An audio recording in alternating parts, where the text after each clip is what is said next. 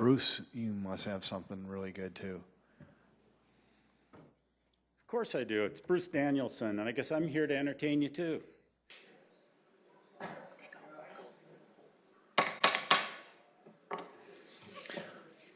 Good evening. Welcome to our Tuesday, July 2 Sioux Falls City Council meeting. We'll go ahead and get started. Clerk, please read our roll. Councilmember Brecky, Erickson, Kiley, Here. Neitzert, Here. Selberg, Here. Sale, Here. Starr, Here. Staley. Here. All right, we have Pastor Austin White with us from Celebrate Church to give our invocation tonight. Pastor Austin, thanks for being here. So I'd ask that you rise for that and then stay standing for our Pledge of Allegiance to immediately follow. Let's talk to God together. Father God, we just admit that there is so much to be thankful for today. God, we thank you for our independence. God, we thank you for those that have gone before, that have laid down their lives for us. God, we thank you for this beautiful day. Thank you for our beautiful city. And God, we know that your word says that you've established all leaders and all of authorities. God, we thank you for those that lead our city with excellence here in this room. Thank you for the excellent men and women that serve day in, day out, unrecognized, unapplauded. God, we thank you for their courage. Pray that you give them wisdom, guidance. God, you give them energy and bless their families and bless their professions. God, we are just so thankful. We thank you that for you so loved the world that you died for us. God, bless our time. Bless this city. We're thankful. In Jesus' powerful name, amen. Amen. I pledge allegiance to the flag of the United States of America and to the republic for which it stands, one nation, under God, indivisible, with liberty and justice for all.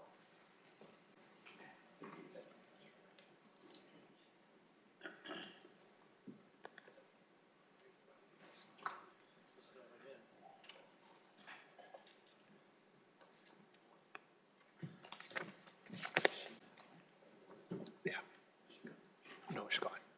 All right, we'll move on to our consent agenda, item number 4. Look for any changes or motions on that item. Move approval. Second. All right, motion approved by Selberg and seconded by Kiley. Any discussion, council? All right, we'll take a vote on that, please. Councilmember Kiley, Yes. Neitzert, Yes. Selberg, Yes. Sale, Yes. Starr, Yes. Staley. Yes. All right, that's passed 6-0. We'll now move on to our regular agenda and look for any changes or motions on that item. Move to approve. Kylie? Second, Sale. Okay, motion approved by Kiley and seconded by Sale. Any discussion on that one, council? All right, we'll take a vote. Councilmember Kiley, Yes. Neitzert, Yes. Sale, Selberg, Yes. Sale, Yes. Starr, Yes. Staley. Yes. Okay, that passes 6-0. We're at our general public input portion of our agenda this evening. As a reminder, input during this portion will last no more than 3 minutes per person, and in total last no more than 30 minutes. During general public input, the public is welcome to speak on any topic that does not appear later on in the agenda. For regular agenda items following general public input, comments are limited to 3 minutes unless the item is being presented for final adoption, in which case public input is limited to 5 minutes. For all regular agenda items, comments are limited to the agenda item that we are under consideration at the time. So I'd like to invite members of the public forward at this time for general public input. Clerk, please note our time right now is 7:04 p.m.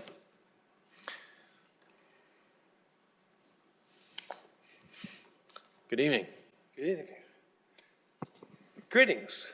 My name is David Zalkaitis, and I'm here to talk about Independence Day and accountability, mostly accountability. Now, it's unfortunate, but there have been some recent threats directed against the mayor and city council. Quite disturbing, really uncalled for. But on the plus side, when the government officials are threatened, at least you're protected. It's different for the citizens. Now, I have been detained, I think it's been about 6 times now by the Sioux Falls Police Department. Must be some kind of record. Maybe I'm special. This happened twice when I was out running for exercise, twice when I was cleaning up a public sidewalk, once driving legally, and once shoveling silt off the bike trail. 4 of these times, no citations, they just left. I did get 2 citations, but I had no hearings because they were canceled by the city attorney. Six times I was detained, without suspicion most of the time. All right, now, the real problem here is that we have an overzealous police department. And this should be a surprise to nobody because it's a main point on my old campaign flyer. The last time I was detained, I told one of the police officers that he was violating my rights because he was preventing me from recording our encounter. And he said, I don't care. So apparently, people know that there's a problem, or at least the police do, but they don't care about civil rights. Completely irrelevant. Now, I've discovered that quite a few problems with our so-called criminal justice systems. There's perjury, and if you complain about perjury, you just might get threatened with arrest. That happened to me. There's conspiracy to violate civil rights, because if one cop does it, everybody else shows up, they join in it. That's a conspiracy. And jury selection is biased as all get out, but that's too long of a story for tonight. Oh, and if you write a letter to the police department and try to testify for the defense, they'll ignore you. Problems. So the question really is, who protects citizens when the government runs awry? The mayor is safe. Police are going to hunt down anybody who threatens him, but I'm not. And I'd like to point out part of the oath of office that city officials take. And it says that you will solemnly swear to uphold the Constitution. When you read the Constitution, I hope you come to the 14th Amendment. It says that I have equal protection under the law. So, oh, and there's a flag from the Revolutionary War era. It says liberty. I hope we all remember that, because that's why we live here. And with that, I'm done. Good evening. Thanks, David.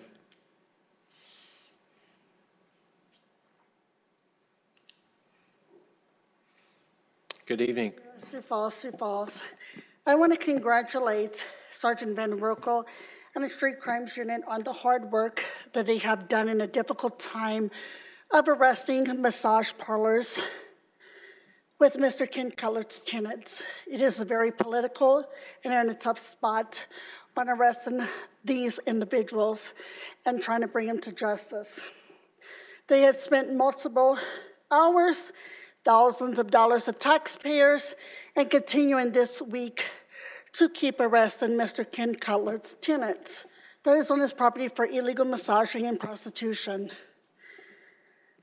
Right now, Ms. Shinzane has a warrant for her arrest, called her defense attorney told him that she needs to turn herself in because we don't need to be paying more taxpayers' money by going over there and transporting her to the jailhouse. I think that the police department and the city taxpayers have paid enough for Mr. Ken Cutler's tenants on his property on 41st Street. We will continue to fight crime on the streets. With your neighborhood, I'm going to be working in and cleaning up this neighborhood in this upcoming week. There are some policemen that are very good at cleaning up the neighborhood. There are some that are new to the neighborhood that gives me a hard time, and business owners, but we will overcome that. Right now, on 12th Street, it was a problem. The police wasn't doing their job properly. They stepped in.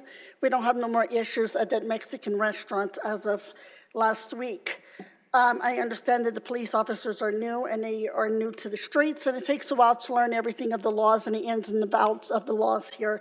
So we're trying to get the police on board with your neighborhood to clean up these streets as much as possible. 911 communications, I'm an advocate on accreditation. I think the police department needs to be accredited. The ambulance and fire departments accredited, and now 911 has been recently accredited through the International Academy of Dispatch. There is only one of 11 centers worldwide that's been accredited. 7 times in a row, 911 communications is one of those 1 of 11 centers to get accredited out of here, so that is outstanding.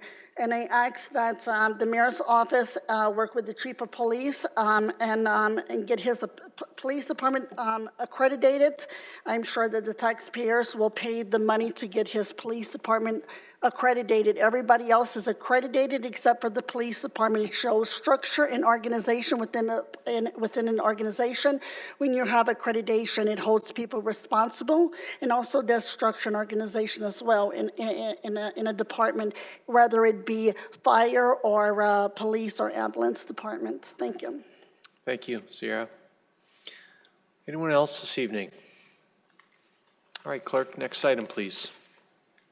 Item 31 is a transfer of a 2019 retail wine and cider license from Ovations Food Services Incorporated, Orpheum Theater, 315 North Phillips Avenue, to Washington Pavilion Management Incorporated, Orpheum Theater, 315 North Phillips Avenue.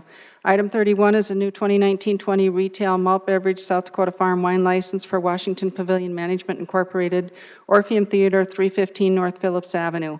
Item 32 is a new 2019-20 retail malt beverage South Dakota Farm wine license and 2019 retail wine and cider license for Abelardo's Mexican Food, 1200 South Minnesota Avenue, with conditional use permit 10325-2019 being approved on June 5th, 2019.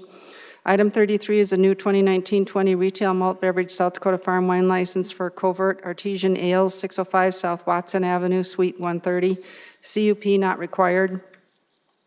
Item 34 is a new 2019-20 retail malt beverage South Dakota Farm wine license requesting off-sale use only for 49er, 3501 West 49th Street, CUP not required. Item 35 is a new 2019 retail wine and cider license requesting off-sale use only for Fleet Farm, 3705 North Northview Avenue, CUP not required. Item 36 is a new 2019-20 retail malt beverage South Dakota Farm wine license and 2019 retail wine and cider license for the Bonus Round Bar, 127 West 10th Street, CUP not required. Item 37 is a special one-day wine license for Butterfly House and Aquarium, 4320 South Oxbow Avenue, for an after-dark experience tour on July 12th, 2019. Good evening, Jamie. Good evening, Jamie Palmer with licensing. I'd be happy to answer any questions that you have on these items. Thank you, ma'am. Is there anyone from the public that would like to speak on any of these items tonight?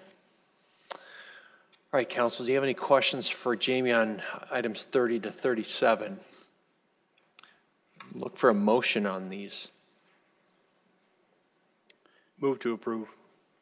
Second, Nitzert. All right, motion approved by Councilor Sale, seconded by Nitzert. Any discussion on these, council? All right, we'll call for a vote, please. Council members Kylie, Yes. Nitzert, Yes. Selberg, Yes. Sale, Yes. Starr, Staley. Yes.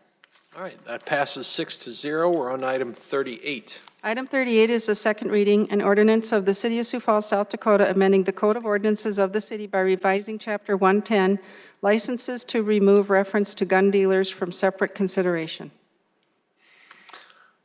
I'm going to ask Stacy to speak to this, and he just put 2 Mike and Ikes in his mouth, so he needs about 20 seconds here to get those out of his mouth. You got him? Thank you, Mayor. Okay. I'm clear. So this is essentially a follow-up to last week's second reading regarding Chapter 116, where there were various references removed to gun dealers. This is a separate part of the code and is being removed, proposed to be removed for the same reason, as previously discussed. All right. Thank you, Stacy. Anyone from the public wish to speak on this topic tonight? All right, councilors, do you have any questions for Stacy on this one? All right, look for a motion on it, please. Move to approve. All right, move to approve by Kylie and seconded by Councilor Selberg. Discussion on this one, council? All right, we'll take a vote, please. Council members Kylie, Yes. Nitzert, Yes. Selberg, Yes. Sale, Yes. Starr, No. Staley. Yes. All right, that passes 5-1. Item 39. Item 39 is a second reading, an ordinance of the City of Sioux Falls, South Dakota, rezoning property located north of West 41st Street and east of South Grinnell Avenue from the O Office and CN Conservation Districts to the RS Single Family Residential Suburban RCD Residential Cluster Development Planned Unit Development and RD1 Twin Home Duplex Residential Suburban Districts number 101, 2019, and amending the official zoning map of the City of Sioux Falls. Planning Commission recommends approval 4-0 with the following conditions. 1, development in the RD1 zoning district be limited to the following forms: AD1 attached dwelling suburban twin home duplex and AD2 attached dwelling suburban 4-unit townhome. Good evening, Jason. Good evening. Jason Bieber representing Planning and Development Services. This is an application and the owner is Scott Gilbert with RB Flowers LLC. It's located at the northeast corner of West 41st Street and South Grinnell Avenue, just west of the Cliff Avenue Greenhouse. It's about 7.62 acres in size. The purpose of this rezoning is the applicant is looking at developing some single-family lots in the RS portion to the northeast here to finish out that neighborhood. And then along adjacent to 41st and Grinnell, adjacent to 41st, they're looking at developing some twin homes. And then to the north of that is what we call a residential cluster planned unit development. They're looking at developing kind of some villa-type lots on some villa-type units on some smaller lots. All right, thanks, Jason. Is there anyone from the public who wishes to speak on this topic tonight? All right, councilors, you got any questions for Jason on this rezone? Look for a motion on it, please. Move to approve, Staley. Second, Sale. All right, motion approved by Staley, seconded by Sale. Any discussion, council? All right, we'll take a vote, please. Councilmembers Kylie, Yes. Nitzert, Yes. Selberg, Yes.